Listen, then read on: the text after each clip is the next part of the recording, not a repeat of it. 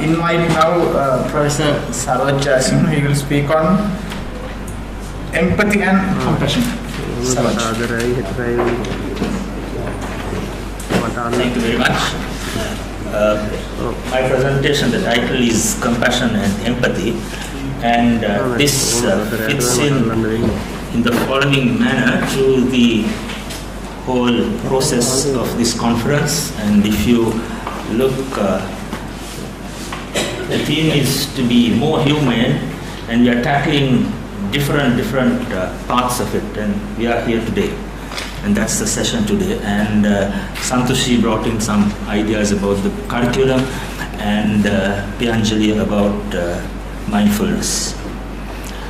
So the question I'm going to ask is, will our understanding of empathy and compassion during clinical practice help us become more humane? For this purpose, I'll show you a story which you can read of, it's between two persons. One is the same event, Mrs. Kanti, who is a patient, and then show you what the doctor's thinking was.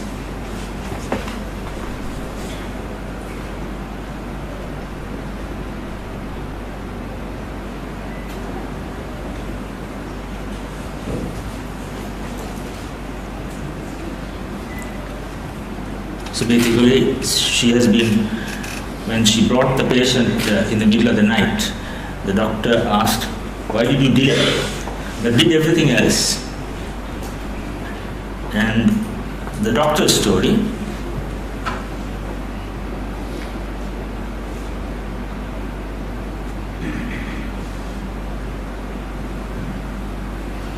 so he explains why he asked that question, because he was stressed. He had just lost someone.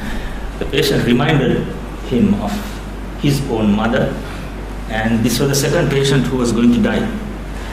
Now, the idea is to see this from the perspective mainly of the doctor's view, and why did the doctor feel like this, and how we could become aware of this thinking process, and hopefully, if we show this to our students, then they will also reflect and become more humane.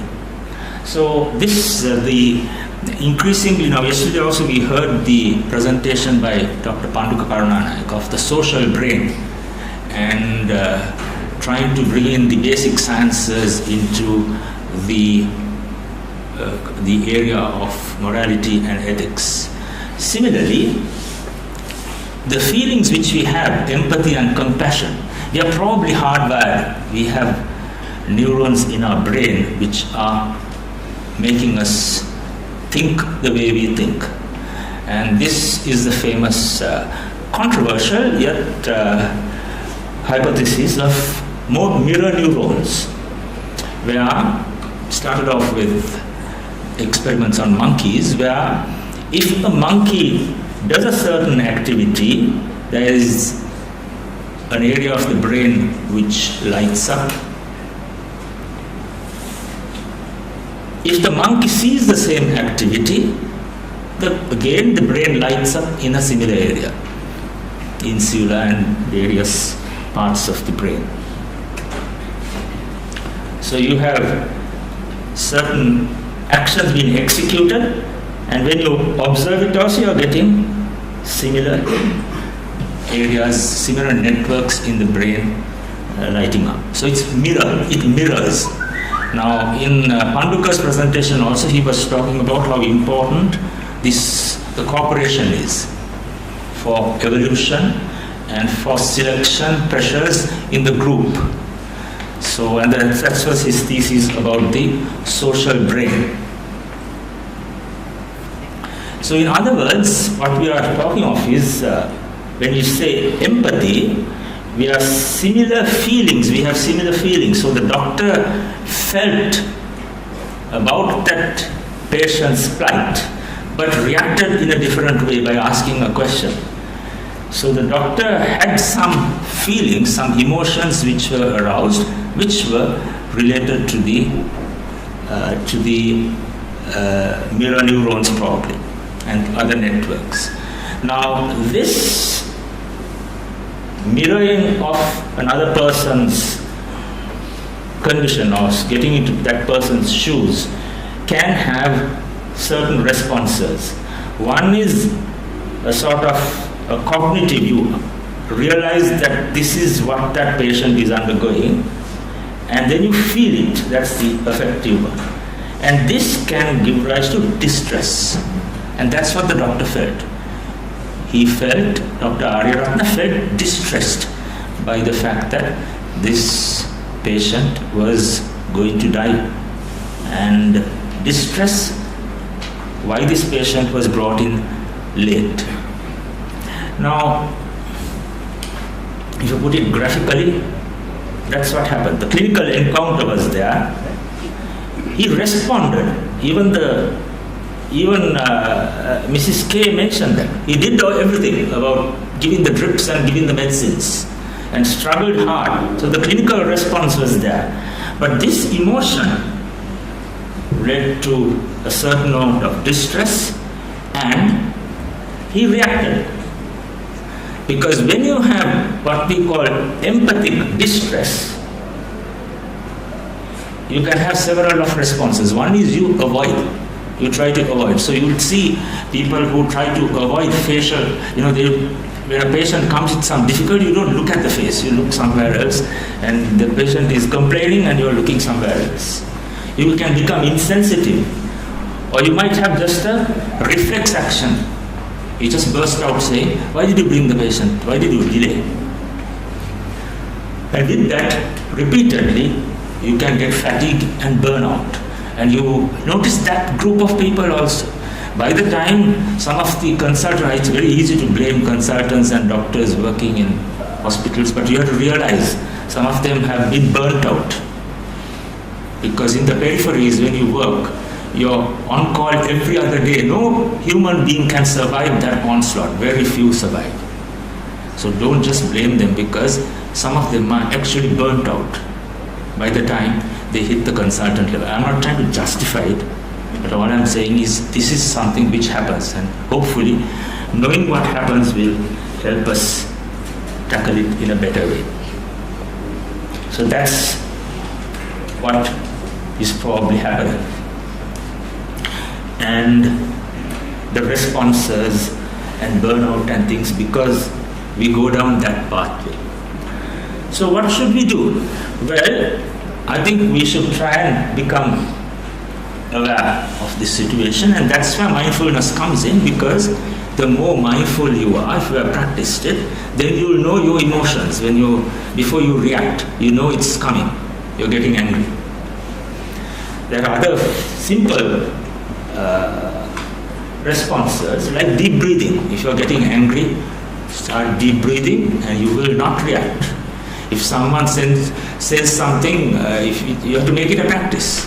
If you get a nasty letter, don't respond for 24 hours. Hold on. If you are angry, don't try to send a text immediately. Hold on. Then you share it with others. The moment you share it with others, you are in a different world, because they'll also tell you the problems they've had, and you'll be able to share the experience as well as the responsibility with the team. And the other, probably the long-term option should be try and see whether you can switch, instead of having distress, to another mode of the compassion mode, which is you feel for the person and you want to help. That's something which we have to try and learn. So compassion, in a way, is a feeling of concern and warmth which is linked to motivation to help. Now, if you look at the literature, there is a lot of confusion of terms. So I am using one type of terminology. So you're trying to, when you have this clinical encounter, emotions which cause you distress, and that's the bad response, what you try to do is to cope with this distress. As I mentioned, you share it with others, you don't react immediately, mindful of what's this distress is all about, and you try to push towards compassion. And sometimes this breaks down. At 12 midnight, when an person who has taken alcohol starts having hematemesis, the question you ask yourself, why did you drink at this time and have to disturb me? I have a myocardial infarction patient who is struggling for his life. But hopefully, if with time, you'll be able to strengthen that pathway and move towards more compassion. Now, I think since we are living in a world of biomedical people, from medical humanities point of view also, we'll have to take up the challenge of meeting biomedical people with biomedical arguments. Otherwise, you're not going to convert them. The people who are already on to humanities will accept you. You have to worry about them. That's the converted. Mostly of you are converted already. But if you have to challenge the paramedics, you'll have to show neurophysiology and the neuroscience, and that's where the emerging area is. And that's what Panduka was also speaking about. So perhaps Colombo is starting a new trend of trying to bring in the neurosciences to justify why we should be compassionate. It's good for your life because you burn out less. It's good for the patient because the recovery rates are better. And there is neuroscientific evidence that in fact your brain structures, when you use functional MRIs, light up differently when it's compassion, differently when it's empathy, and differently when you talk of theory of the mind. So that is the awareness I was telling you, that hopefully we'll be able to bring into the students as well as the profession, and hopefully we will be able to become more human. Thank you.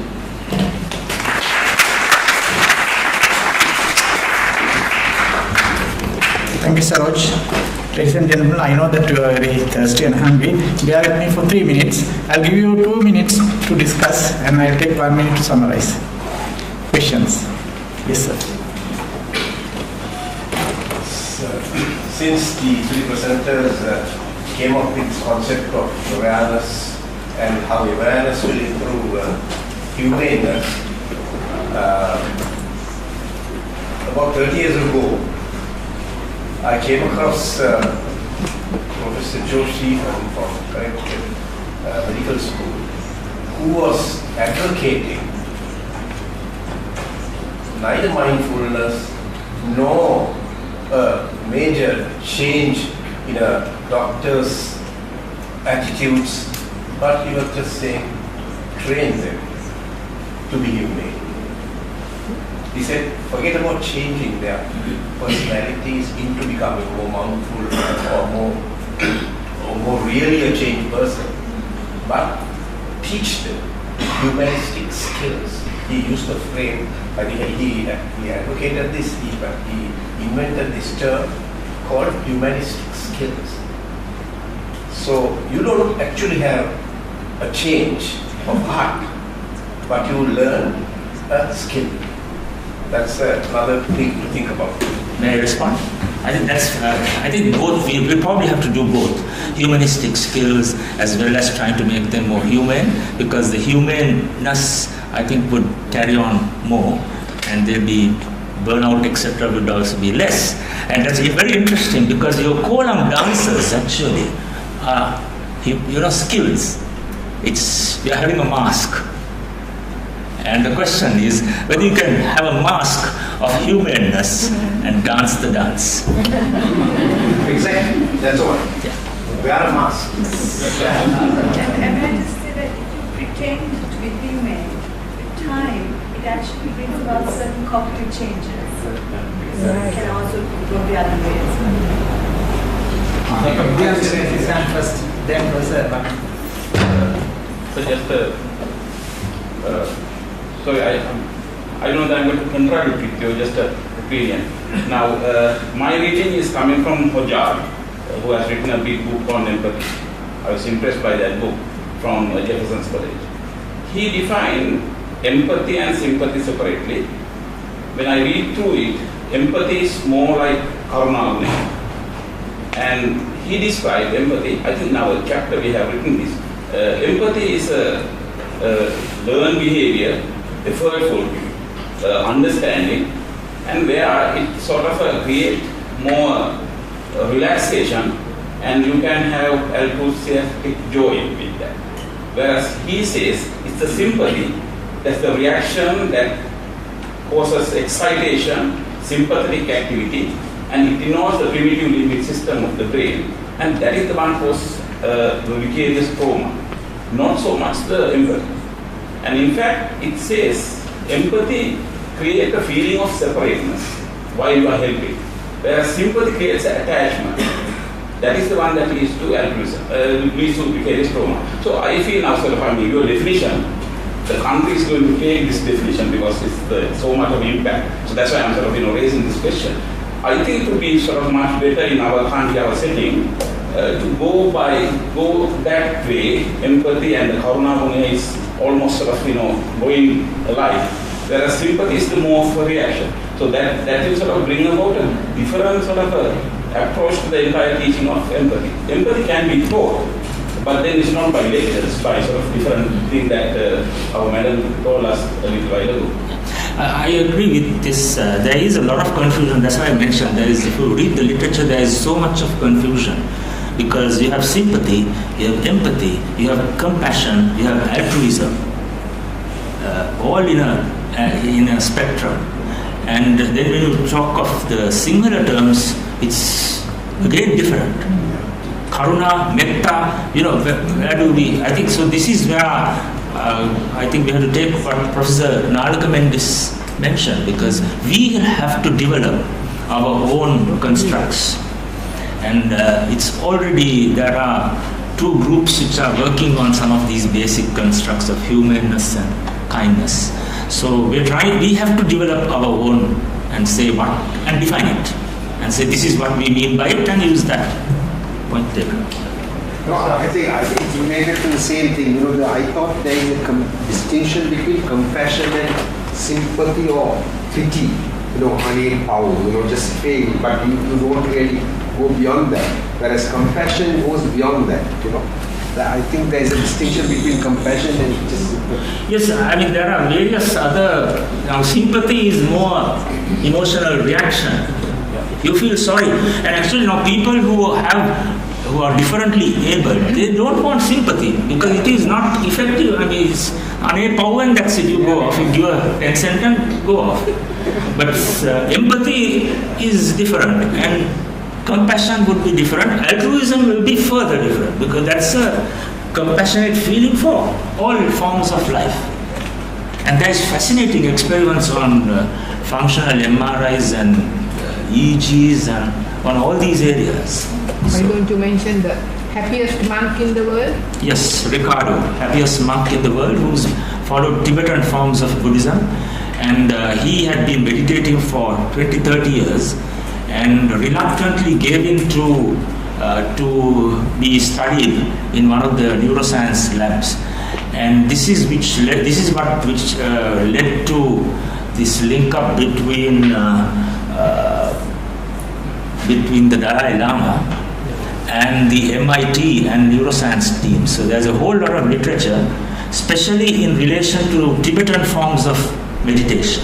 So it's again very interesting because the different forms of meditation give you different patterns of functional MRIs. So it's a completely new area which is coming up. And on your right is of course Mother Teresa, who embodies compassion, the altruism. So it's very interesting area. Thank you. Now listen. Let me say that Mike.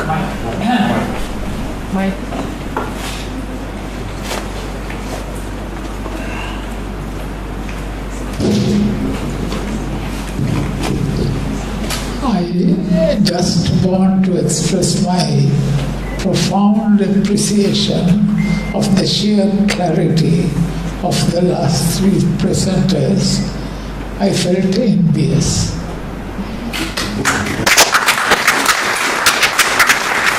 Thank you, sir. We have learned from people like you. Thank you.